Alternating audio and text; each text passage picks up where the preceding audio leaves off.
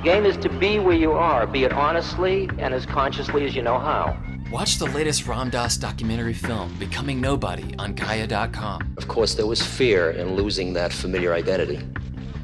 But there was always also wonder. The Gaia.com library supports you with transformational content. See it for yourself and go to Gaia.com/BeHereNow and check out the Be Here Now playlist, curated just for you. Visit Gaia.com/BeHereNow and start your free trial today.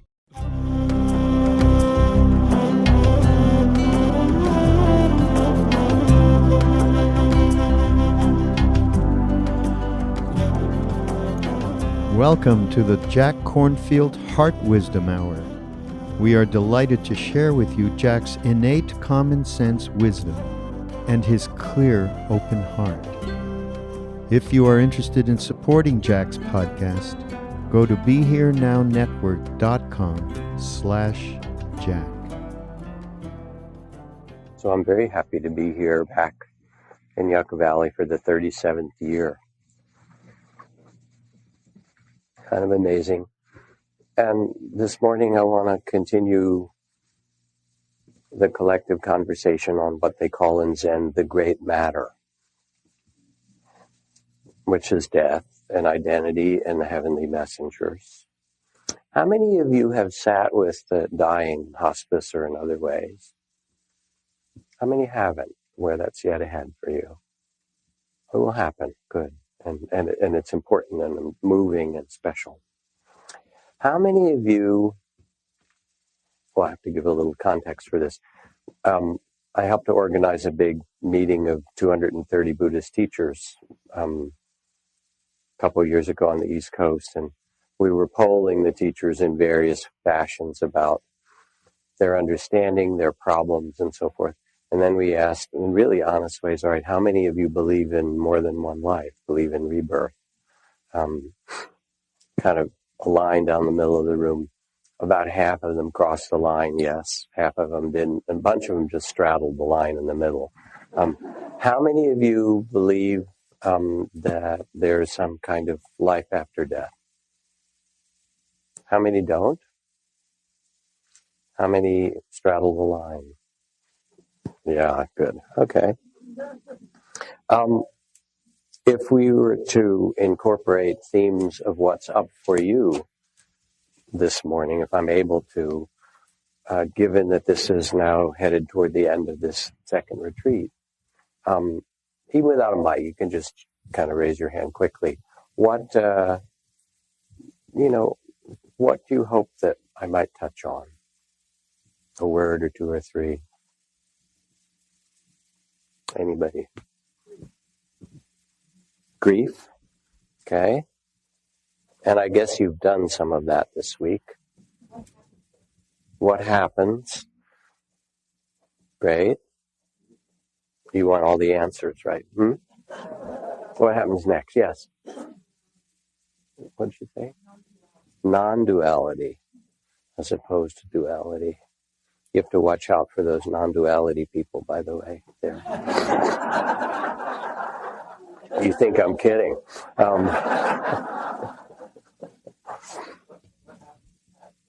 At death. At and after. Good. Any other questions? What? Awakening. What's that? Yeah, exactly. And we sleep. Isn't that wonderful? And then we get worried about going to sleep. Okay. Living now.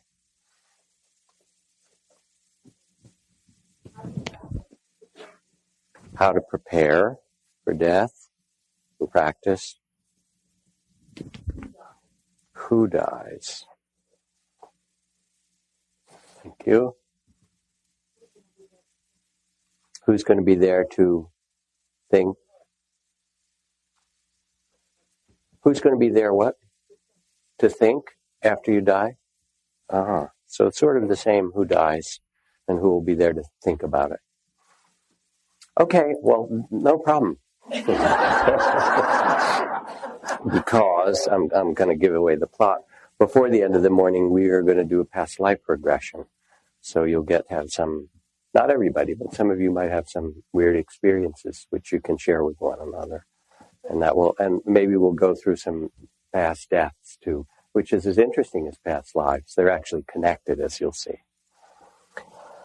So it helps to hear your topics and themes and questions.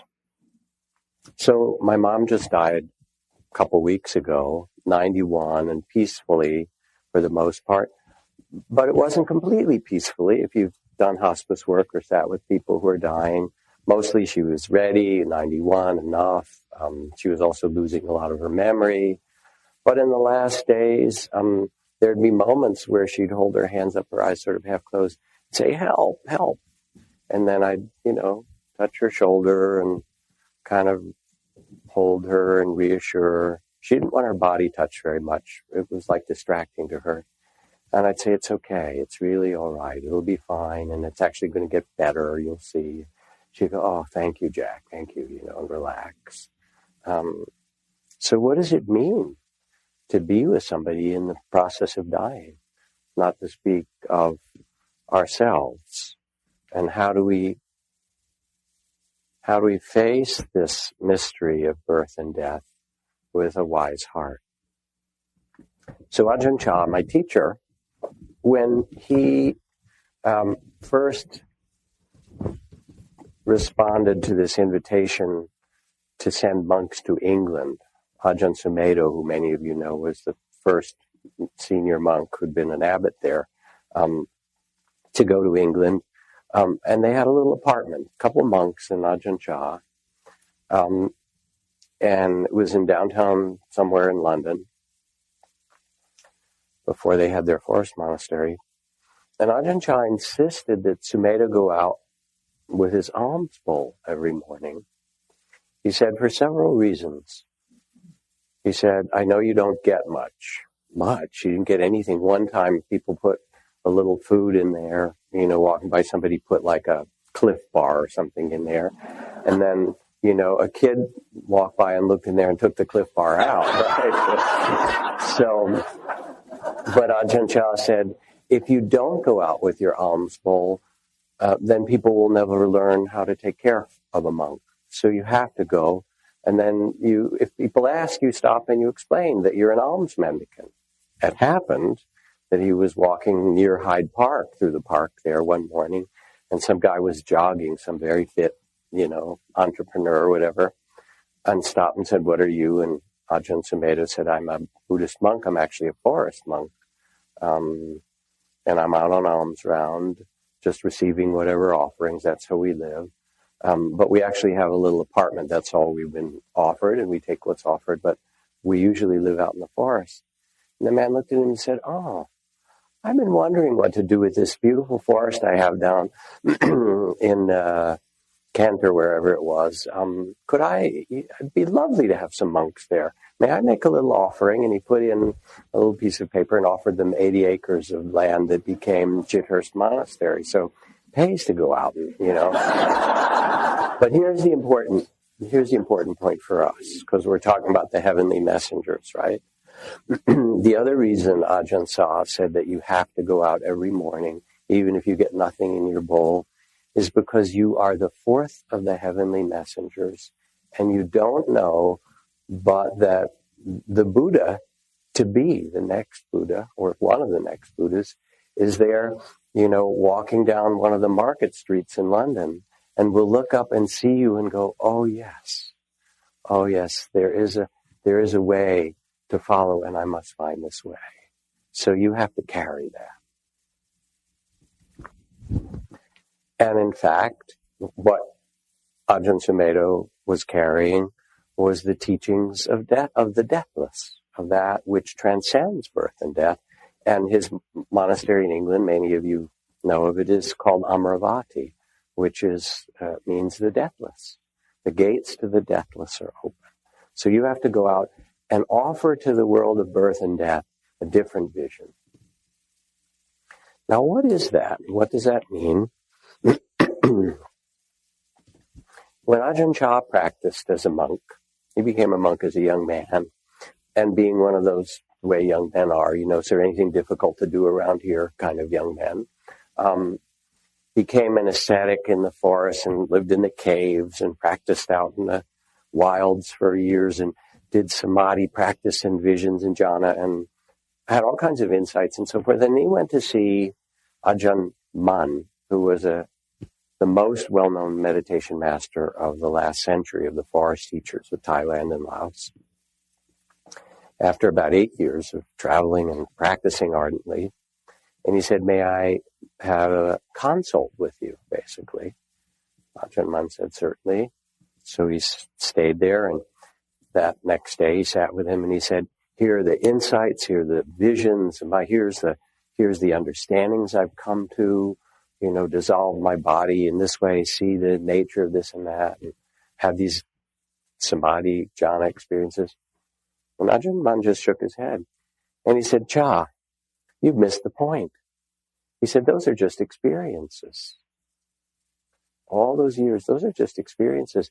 The only question is, to whom do they happen? Who is having these experiences? Turn your attention back to what is best translated as the one who knows." This was the language Ajahn Chah. Turn your attention back to the knowing, to the consciousness itself, because this is the gateway to the deathless, the gateway to liberation. All those are changing experiences, but who are you really?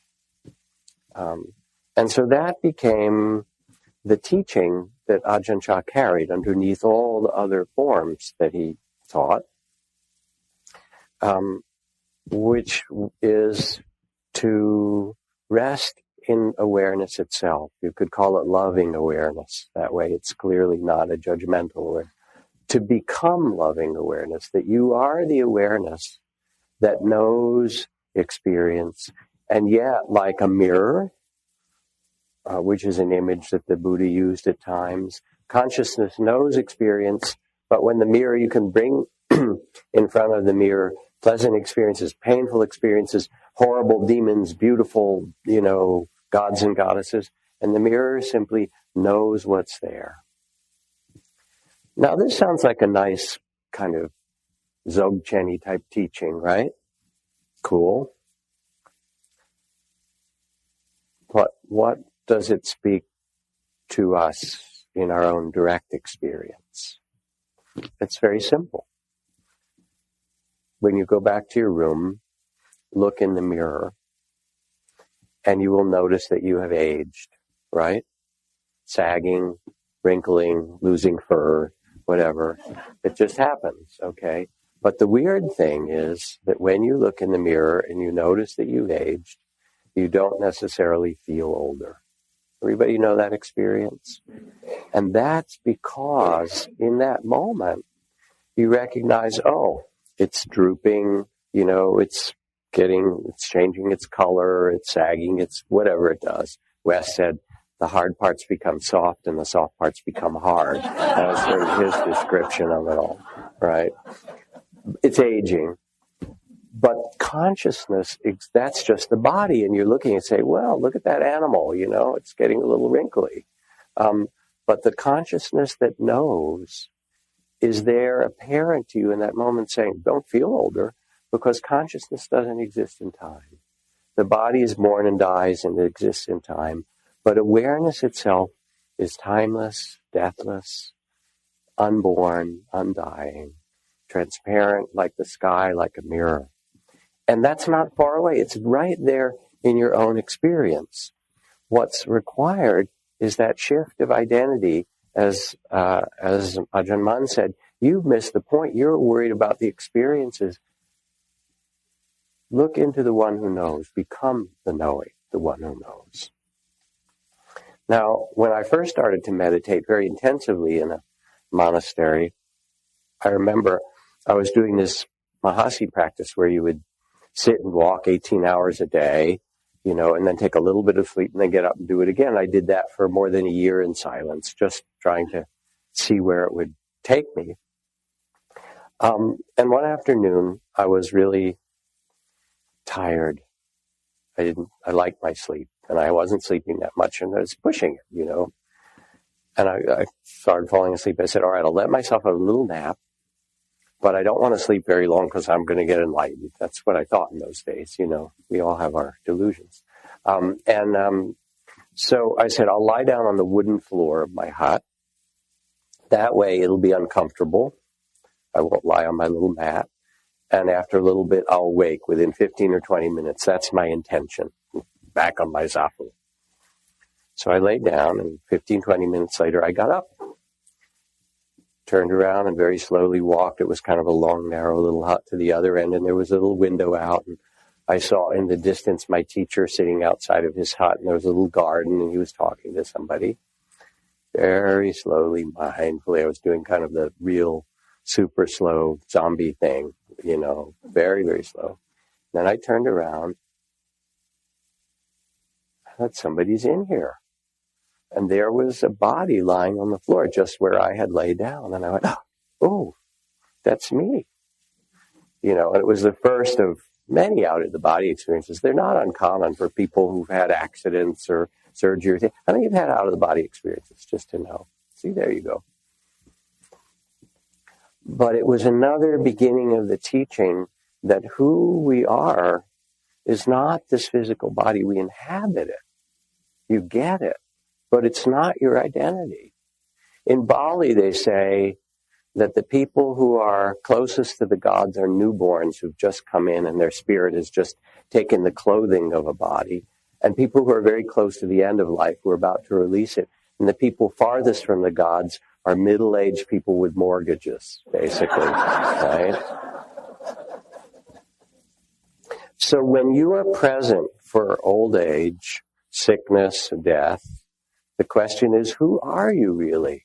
And the Buddhist texts begin, Theravada, Tibetan, O nobly born, O you who are the sons and daughters of the awakened ones, do not forget your true nature. Do not forget who you really are. And so when you have explored and started to shift identity from the believing this body is who you are, or the content of experience, to becoming the loving awareness, which is what you are, the witnessing of it, then you can actually be present with an understanding heart for people who are going through all the changes that incarnation brings you.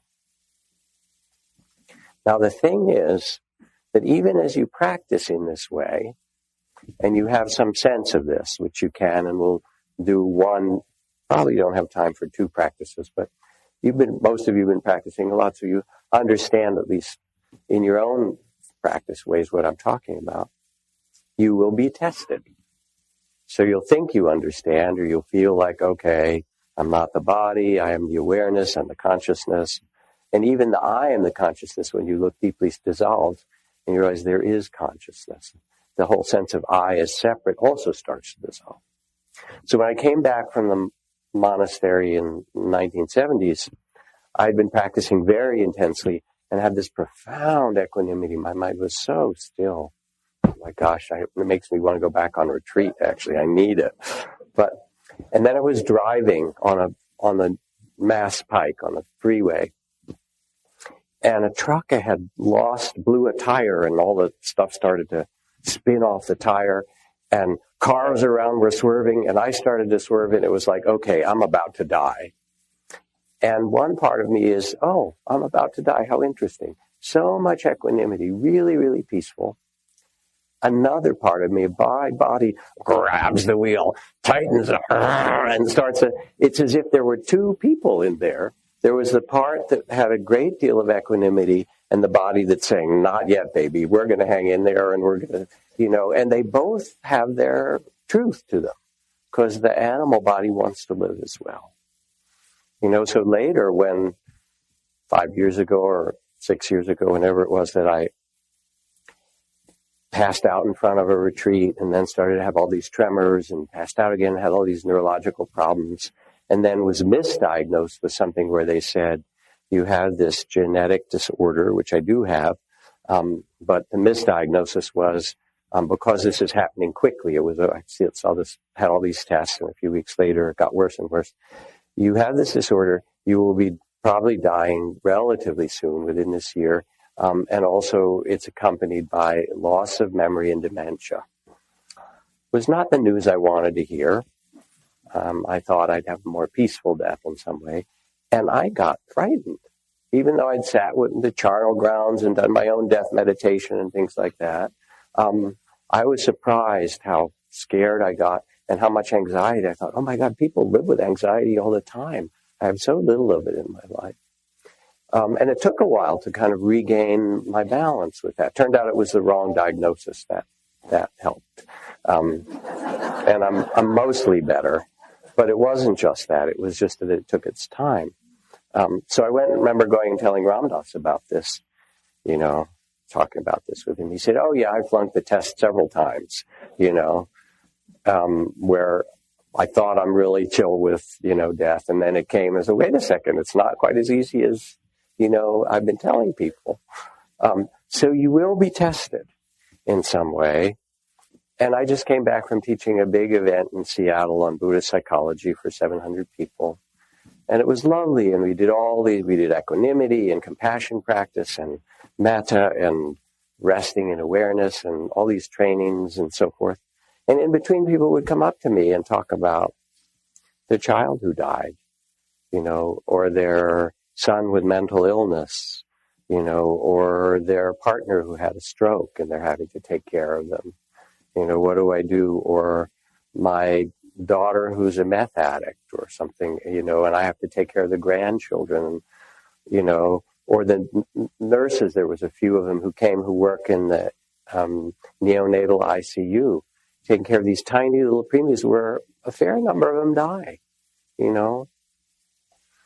And what do you do with that?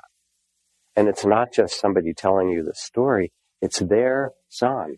It's their spouse. It's the person they care about the most in the world, and then there's a lot of emotion with it, right? I mean, somebody asked about grief. So I was teaching with Pema Chodron in San Francisco, an evening on compassion, and there was 2,000 or 3,000 people. It was a big hall. And at the end, we were taking questions, and this young woman stood up. And she said in this quavering and very raw voice, my partner just committed suicide 10 days ago. And she was so shaken and so upset. And, it's pretty wild, actually, because suicide is a very complicated thing. There's grief, but also there's guilt. What did I miss? What could I have done? There's anger. How dare you? How could you do this? There's shame. There's every intense emotion. All of it gets triggered by suicide. It's a very complex and powerful. And so she was shaking. And Pema just said, feel your feet. Breathe. Bring in compassion. Hold the whole experience, the grief, the anger, the fear, the loss. Just become held by the goddess of compassion.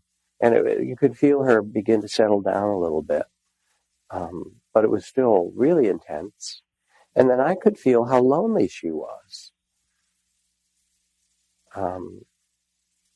So I asked how alone she felt.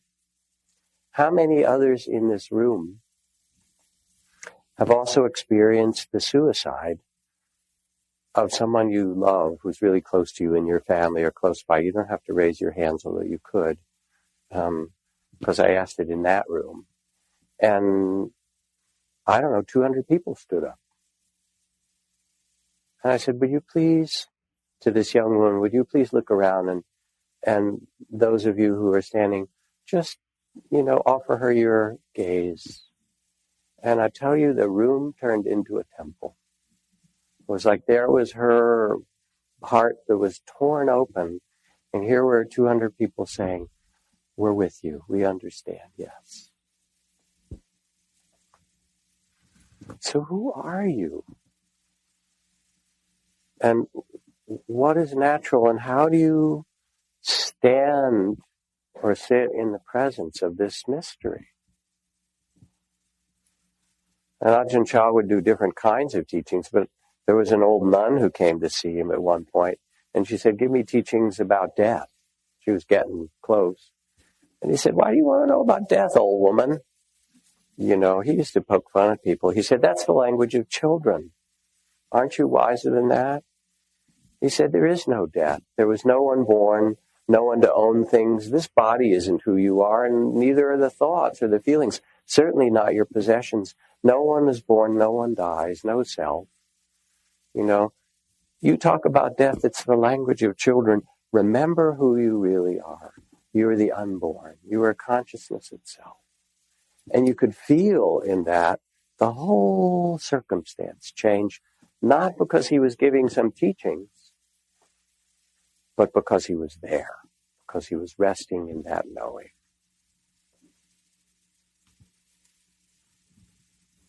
The Anguttara Nikaya. It seems that although we thought ourselves permanent, we are not. Although we thought ourselves settled, we are not. Although we thought we would last forever, we will not. And this is the wild mystery. You feel, me too, got this whole life and personality and identity and things you love in people. It's temporary.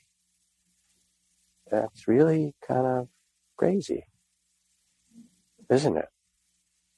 So how do you navigate the unbearable beauty and the ocean of tears that make up human incarnation? Because just look around the world and it's got both. The charnel ground's full on one hand, and then the new life springing forth. No matter what you do, it will come back. As the poet Pablo Neruda says, you can pick all the flowers, but you can't stop the spring. That there's both death and there's renewal, and that's us. That's what life actually is. So, contrasts of deaths. My mom, 91, losing her memory, really good-hearted person, gracious, easy, caring. So the people around her, she was in at Age Song in Hayes Valley, in a assisted living. She was well cared for, and my brothers and I and family, we came around her, and there's kind of this wild thing. There's death, but there's also so much love that it was like a love fest at the same time. And she's lying there, and some days before we could tell her stories or make her laugh or things like that. My twin brother, who's really badmash, they call it in Hindi, which means bad, but in a playful way. So I'm saying, I asked my mom, what do you think happens when you die? She says, I don't know. It's a mystery. Everything's a mystery. She said, I'm not going to be here, but people are going to go to other planets. They're going to do all these things. Because when she was a kid, said there were more horses on the streets in Philadelphia than there were cars, right? And the gaslighter. She said, I've seen so much. I don't know what's coming next. I said, well, what's going to come when you die? She said, I don't know, And I'd been with my brothers. We'd just gone to watch a rocket launch at Vandenberg Air Force Base. My twin brother wanted to do that Atlas V rocket. It was really kind of wonderful and amazing. And so my twin brother grabs the bed where she's lying like this and says, Mom, you're going to leave your body. You're going to go on a trip, maybe like a rocket. And he goes and starts shaking the bed. We're taking off. And everyone's facing, you can't do that. You're going to go to Mars. You're going to go beyond, I mean, it's like, okay, we take death seriously, but not too seriously. Right. So we're all around. But then a couple days later, it got harder for her. She had more pain. And then she had, Franco will know it. Then she started to get the death rattle, which is basically just accumulation of fluid, But it's a very hard thing to have somebody that you love not be able to breathe well. With each breath, you think they're going to drown in their own fluids in some way. Then they gave her atropine, and that dried her up. Atropine, by the way, comes from belladonna, all right? And its name, belladonna, taken in the right dose, its Italian name, is because women in the Middle or the Dark Ages or whatever would take a little bit of it because it would make you flush and your pupils would get dilated and it would purportedly make you more attractive in some way. I'm not recommending it, but anyway, I mean, this is what we do with our bodies. It's a really wild thing. How will we attract one another for a while, right? But then she became more peaceful, and at some point she said, "Oh, I see light." And my youngest brother, Kenneth, said, "Oh, Mom, how is it? How's that light look? Is it any good?" She said, "Oh, it's good." He said, "Oh, great, enjoy it, rest in that." So she had a relatively peaceful death most of the time. And it is kind of amazing, though, because you watch the elements dissolve. Have you done that in here? Have you talked? Next one. Okay, so I won't read a whole passage about how the body and the elements, but it's coming. You'll get that. You are that, by the way, so that's okay, but we'll get there. But it's so mysterious. It's like, at the very end, it's like being with a falling star, because it's silent, and yet something momentous is happening, and nothing at all. All these things. And the gates between the worlds open. Who are we? Now, my dad was the opposite.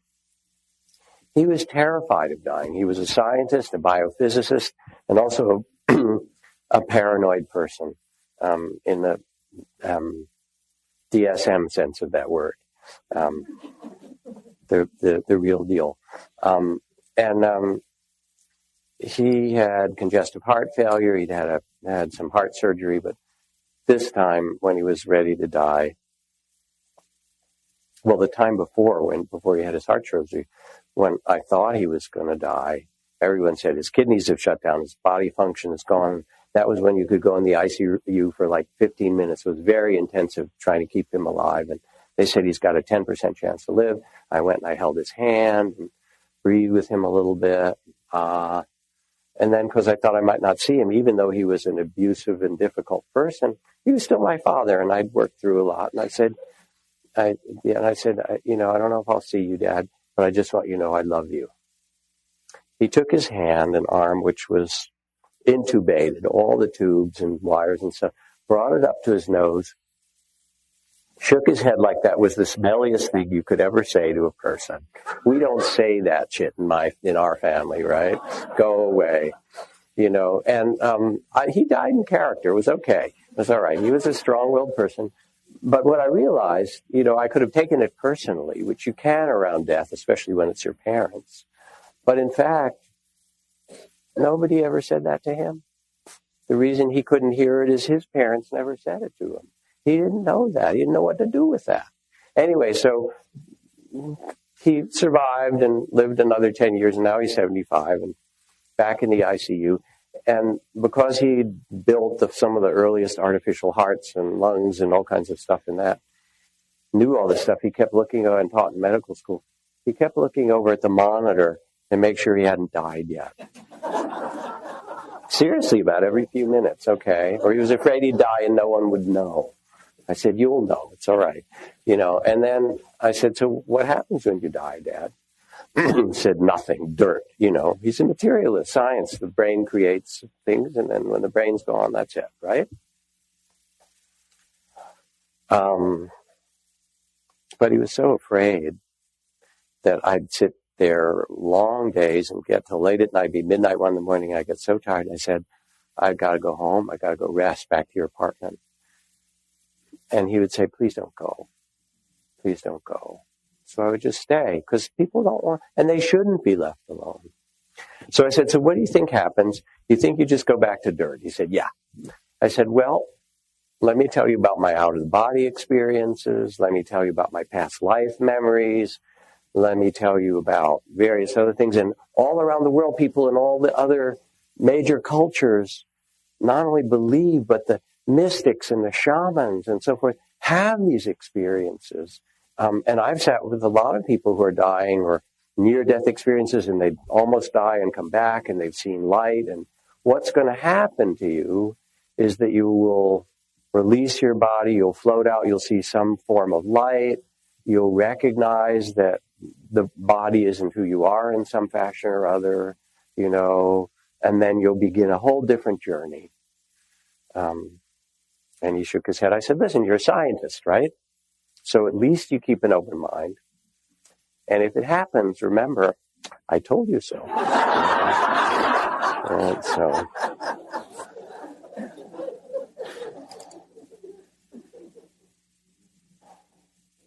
Okay, so here we are, incarnate in a human body. I'm kind of peering at you all, thinking about this. Little fur at one end, or in some cases losing its fur, and a few other patches of fur, right? As I like to say, a hole at one end where you stuff dead plants and animals and grind them up and glug them down through the tube. You ambulate in a bipedal way by falling one direction. You catch yourself, then you fall the other way, you catch yourself. You have vestigial tail, right? And vestigial claws that you needed, or maybe you still need, depending who you live with. I mean, I was peeing the other day and just looking at all this water coming out, like you cycle water through this organism. It's kind of a strange thing. Or sex. I mean, making love is a really cool thing. It's fantastic, in fact.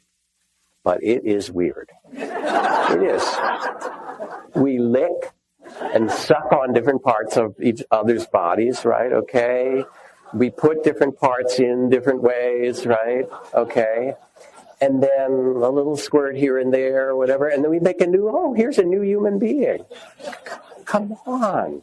This is really mysterious.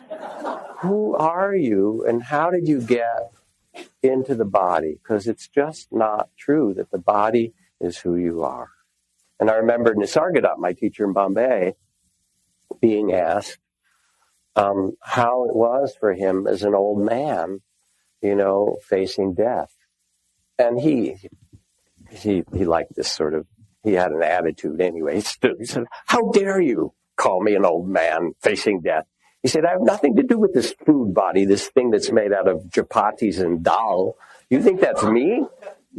This food body? Come on." He said, "I was never born. I can never die." "Well, what about God? Will you meet?" He said, "Oh, the gods, they're just your imagination." He said, "Who I am is beyond all of that. And you want to talk to me about death? You know nothing. Go sit in the back." Whatever. But if you look in the Buddhist text, the Buddha says the same thing. When he's approached by a person, a man, who says, "How is it, Blessed One? You're a Buddha. I have a serious question to ask.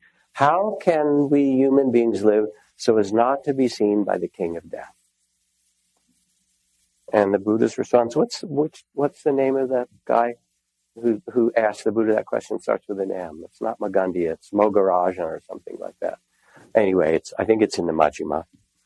And the Buddha says, "For one who does not take sights and sounds and tastes and smell, for one who does not take this body, these thoughts and feelings to be I and mine, who does not claim as a self the 5 skandhas, the 5 aggregates, such a one is not seen by the king of death."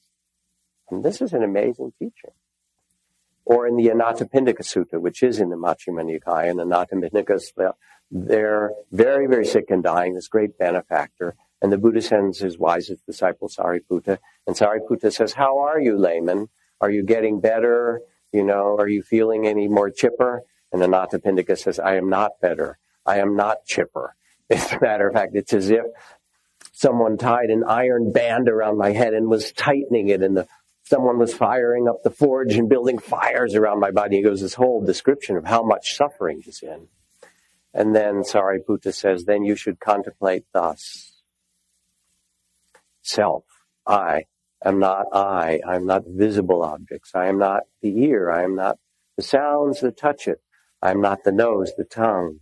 I am not the body and the sensations in the body. I am not the thoughts or perceptions or this consciousness that's identified. I am none of these. Thus you should contemplate and liberate yourself from this identification with the body." And Anathapindika says, "Oh, that helps." First his response, "Thank you, that helps." It does. It's that very profound attachment, not identifying, because identification is the game. And then he says, "Why have you never taught me this?" And Sariputta says, "This is the teachings that we have reserved for the monastic order." And Anathapindika says, "May I ask of you and the Blessed One a request before I die, that you offer the these deep teachings to us as lay people as well as to the monastics. And so, when you go to Amravati or when you read in the text, it says underneath, the doors to the deathless are open. It is through this practice of the shift of identity that the doors to the deathless are open. I don't know, am I speaking to your themes? Am I getting there? Okay, I have a little bit more to do, and then we'll do one or two practices depending on the time that we have. And I'll take some questions too. All right, so here's Jack sitting up here, spinning these stories and so forth. How to understand this? You already know. You already understand. This is not something new that I'm telling you. We can identify. I mean, you identify with your opinions, sorry to say. You identify with your looks. You identify with your role. You're the son or the daughter when you're with your parents. You're the parent when you're with your kids. You're the uncle or the aunt when you're niece or nephew. You're the boss when you have employees. You're the employee when you have a boss. You switch roles all the time. Who are you? Identification has this mysterious capacity to, I can feel myself. This is me. And I'll touch this hand and the skin is a little dry, like it's an object. And we're in the desert. I need to go and get some lotion to keep, over the next couple of weeks to not be itchy. And then this is me now. And I touch these fingernails and this one's a little long, needs to be trimmed. And so identification is here and that's the object. You can put your identification anywhere. You can identify as a Republican or a Democrat or a Libertarian or a Buddhist or whatever weird thing you want. And then you let go of it and you're something else later. But that that's not all of who you are. So Alice Walker writes, one day when I was sitting there like a motherless child, which I was, it came to me, that feeling of being a part of everything. And I knew if I cut a tree, my arm would bleed. And I laughed and I cried and I run all around the house. In fact, when it happened, you just can't miss it. And you know it from walking in the mountains or listening to a magnificent piece of music and losing yourself, or making love, or sitting there at the bedside of someone who's dying or someone who's being born. All these mysterious moments where the gates open and you remember that you're not just this separate self. You are separate in a tentative way, and you need to remember that separateness. As Ram Dass says, you need to remember your Buddha nature and your social security number, right? You have sort of both sides of the equation. But it's not who you are. And I have a couple of other dear beloveds who told me the story of giving birth. A woman I know, colleague, who was quite young when she had her first baby.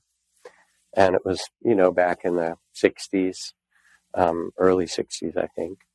And she'd done a little bit of yoga practice, which was sort of rare then. Anyway, it was a really long and difficult, arduous labor, and she was left alone for certain hours in the hospital, which shouldn't happen, but did happen. And she was there frightened because it was so intense and it was going on and on. And how can I bear this and do this? The level of pain, she said, and then it wasn't just that she floated out of her body. That's what it felt like at first, but the body was so intense. She said, then what happened? I'm lying there and I'm so afraid and I'm so frightened and I don't know what to do and I feel lost and my body's doing all this. And then all of a sudden, I became something different. I became not me, but all the mothers of the world. She said, something changed in my consciousness, and I realized at this moment that there were 230,000 other women in labor, in Africa and in China, and that we were the mothers who were giving birth to the next generation, and that we were life itself giving birth to its new form of life. She said, and everything changed. So that was her beginning, really, of her Dharma life, was that. So this. There's some way in which, in your own experience, that you're not just your body. That you're not limited in this way. Thich Nhat Hanh has that beautiful book, No Death, No Fear. Do most of you know that? Is that part of your curriculum? It well might be. I would recommend it, in which he talks about realizing that as he walked in the moonlight missing his mother, who had died not long before, he said, all of a sudden, I realized that she was in me, that I was her, and that my mother and I were leaving footprints in the damp soil with the moonlight on us. That she could never go anywhere because I was life continuing. So, you sit with the dying, the aging, the people losing memory. And I see as the aging part, especially being with people losing memory, that it is, it's death in slow-mo, basically. It is the bardo between the worlds happening while you still have a body. And so if you think that person's still going to be that person, you suffer a lot because you want them to hold that identity, but their memory and all those things are gone. But if you realize they've already started to make their transition, and it might take a year or in some cases 5 years or something like that, but they're in the bardo. You know, they're in the transition between lives, and they're just doing it while they're still in their body. And then you can accept that. They're not who they were anymore. But how to do this? Go ahead, light your candles, burn your incense, ring your bells, and call out to the gods. But watch out, for the gods will come, and they will fire up the forge and put you on their anvil and beat you until they turn brass into pure gold. And so the suffering and the difficulty and the shock and all of that is actually not a problem. It's all messengers, as the program is. It's all the wake up that says, remember who you really are. And then as you do, you begin to trust that you can die and be reborn over and over. I mean, every morning you're reborn at breakfast. And at night, it's such a weird thing. How many people, you don't even have to raise your hand, long for a good night's sleep? I just want to go unconscious, please, for a long time, restfully, you know. And if you can't get it, how horrible it is, right? What a bizarre, talk about mystery, that mammals, you know, I don't know if lizards do it, but reptiles, anybody know? Reptiles sleep, they do, that's right, I take it back. But anyway, what a mysterious thing that we love going completely unconscious and losing our identity, and we have no fear of it at all. Our fear is actually that we're not going to get a good night's sleep. I mean, we are really strange creatures. But it's actually, oh, let me lie down and become completely unconscious and disappear. How great! And then you have weird dreams. My mom came in my dream last night. Thank you, Mama. She was in her very thoughtful and considerate way. We're preparing the memorial for the end of next month. Do you need anything? You boys need it? I said, no, okay, you died. It's okay. That's all we needed for this memorial. Right. But my out-of-the-body experiences, which, you know, 20% of you have had, sitting with people who are dying, my own experiences of doing samadhi practice and jhana practice and metta, or other practices where I literally dissolve my body into light, you know, and then send light out from my body. And that takes a lot of samadhi. And for me, it wasn't even that easy. I had to work hard to do it. But it's kind of cool that it happens. Okay, you're not the body. You actually, each of you have your own way of having those experiences. When I first went to see Ajahn Chah, I didn't believe any of this stuff. He talked about, you know, the Buddhist cosmology a little bit, not that much. And I said, I don't believe that stuff. I'm son of a scientist. And he said, you don't have to believe it. You're born and you die moment by moment. All of the Buddhist teachings of birth and death happen every single day, every single moment. You don't have to believe anything. So from the beginning, I didn't believe anything. Now, I've shifted a little bit. I believe everything. Sort of changed, you know. Because of these experiences, very deep meditation, dissolving, becoming light out of the body experiences, being the loving awareness. But also, since we're just getting down here, taking peyote with this wonderful Don Jose Rios, 103-year-old Huichol shaman that I studied with, and, you know, rattling and puking and doing peyote all night, these rituals, and then becoming, you know, the redwood tree and the salmon and so forth. not just this body. Or taking LSD, not just in Haight-Ashbury, which I did, right? The little wagon in the Fillmore, whatever. Take cups of tea. But, doing it in a more formal way. And I remember lying there once and feeling a little bit stuck, because you go through these death rebirth experiences, which I also have done in holotropic breath work that we've led in this room for 20 years, you know. And then the person who was guiding my session said, well, let's use a little light to drive the brainwave, see what happens.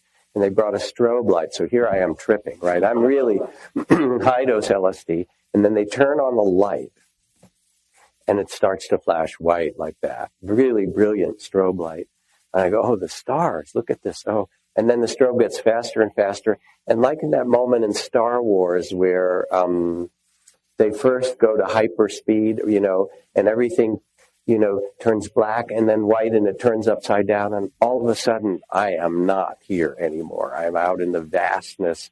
Any sense of identity, galaxies are way back there, you know. Different kinds of tripping, basically. And at different times also experiencing in-death rebirth process. For example, I had one long trip where I kept coming back into life in the womb of someone and then getting aborted. And I had this conversation, good God, was it last night? Night before last. We had a dinner out, Michael Harner and Sandra Harner. He's the head of the Shamanic Foundation and one of the world's great shaman experts. And Stan and Christina Groff and a couple of other friends in honor of Angelus Arian, who we all work with for years together. And someone had asked me from Jerry Brown's office from Sacramento, there's a bioethics board that was created for California about some of these really tricky questions, not just about abortion, but about stem cells or the creation of different forms of life or things like that, and what should we do and what shouldn't we do. Michael and I are talking about it, and I said, it seems to me that instead of getting some philosophy or some religion about it, what you do is you go into a non-ordinary state, you know, and you become that particular creature. And then you ask it, you know, what is it like? So there I am. And Michael says, exactly. He said, you tell the people up in Sacramento, I'll come and lead a shaman's journey if they want bioethical questions. And they can talk about it, you know. I mean, find out from the inside. So there I am, and I'm this little tiny fetus. And then I can feel that I'm about to be aborted. And I didn't want to be aborted because when life takes life, it has its own, there's a life force in it, which you see even when it's time to die, the body doesn't die easily. It wants to hold on. It's this animal body. And so there I am, but I know, whoops, something's coming, and it's an abortion coming. I actually went through 7 of them in a row in this particular session. And then I started, there was this like little tiny high pitched, like, you know, don't do this to me, and then gone, and then into the void, into a kind of luminous darkness, and then a little while later, pop back into another room. The interesting thing about it was that I didn't have much of a personality, I didn't have relations with people, I didn't have all the complex identity that's so hard to let go of at the end of your life. It was just the pure beingness that didn't want to let go. And then I cycled through it a bunch of times. You can believe it or not. I leave it to you. But since we're having this conversation, we actually have to have this conversation, you know, and not kind of make it philosophical. How many people in this room have, as a man with your partner or as a woman yourself, had an abortion? Half the room, probably, you know. So this mystery is not something far away. And you know, Yvonne Rand, the wonderful Zen teacher who lived at Muir Beach for a long time, made a whole set of very moving rituals for water babies, for stillborn, for babies that were aborted. Because if you pretend it's a medical procedure, you know, yet there's the grief, there's the loss, there's all the possibility. And I'm not saying that there aren't times when it isn't the right thing. It's not coming down on that at all. It's much more mysterious and complicated than that. But it needs to be honored. We are in this process of giving birth all the time. And what do we do with this?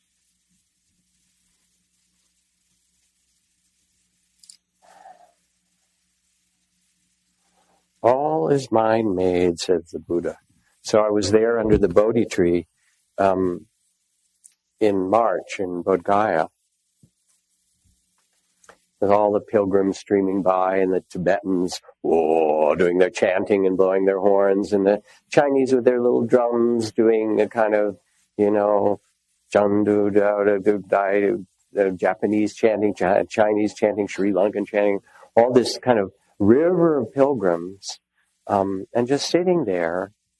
And then there's a place where there are the 7 or 20 actually stone lotuses that was the Buddha's walking path. So I did my walking there, and kept thinking about Thich Nhat Hanh and how he, when he walked, when he came to Spirit Rock a couple of times, and it was 2,000 or 3,000 people on the hillside, and we're sitting and meditating, and then they give out apples, and everyone does this very slow eating of an apple. That mysterious thing of putting another part of the earth into your body. Cheese from Wisconsin. Hi, I'm now partly Wisconsin, right? Or peaches from Georgia. I'm now the South too. It's wild. And so we're sitting there meditating, eating our apples, and then Thich Nhat Hanh walks out, and he walks so slowly and mindfully that the whole field of these 3,000 people goes, oh, right, mindfulness. It's like it was palpable. And then I thought about the Buddha getting up from his seat as I'm walking there. And for 45 years, walking the muddy and dusty roads of India and coming into a village or a town with so much peace and so much presence and mindfulness, like Thich Nhat Hanh, that people would say, oh, wow, who is this guy? What does he understand? Let's talk to him. And the Buddha carrying the deathless, really carrying that understanding that you are not who you think you are. You are part of something so much bigger. And yes, you have an incarnation now, and that's fine. It's like wearing clothes, right? You change them once in a while, wash them even if you're lucky. And sitting under the tree, chanting the Heart Sutra, form is not different than emptiness. Emptiness is not different than form. The Buddha's most profound realization of emptiness itself, that we are not the forms of the world. We are emptiness giving birth to form. We are consciousness, the field of consciousness that gives birth to form. Form is not different than emptiness.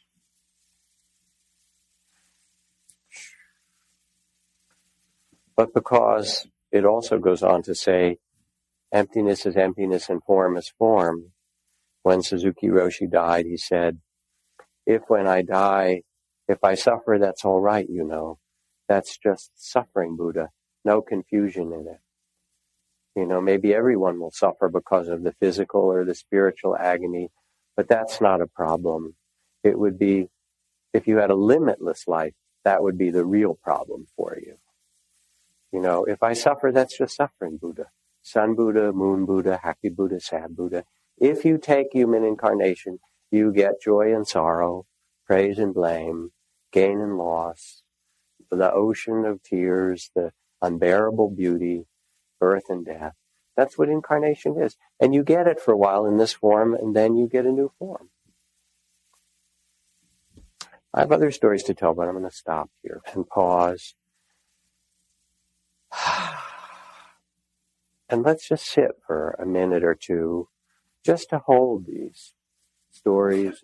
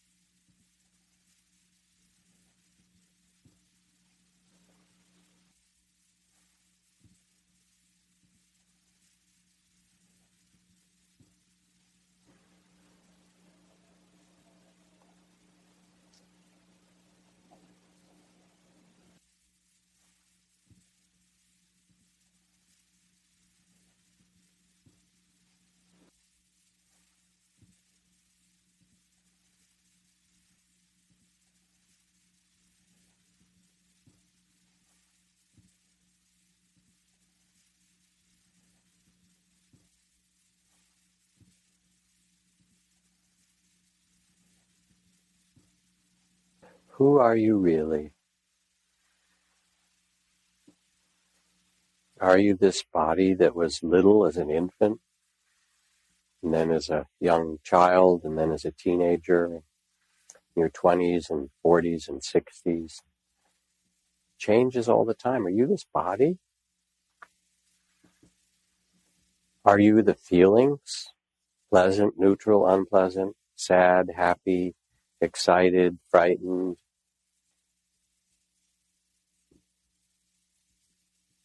Agonized, appreciative, loving, joyful,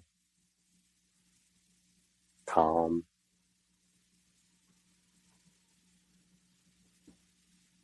Are you the thoughts, that river of thoughts? Opinions. Are you your views? All so conditioned, all these conditioned experiences.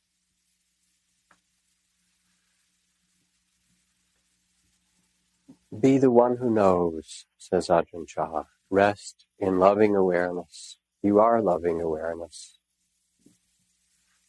You are the witnessing. Not the witness, but the witnessing itself. Relax into it. Trust it. It is your home.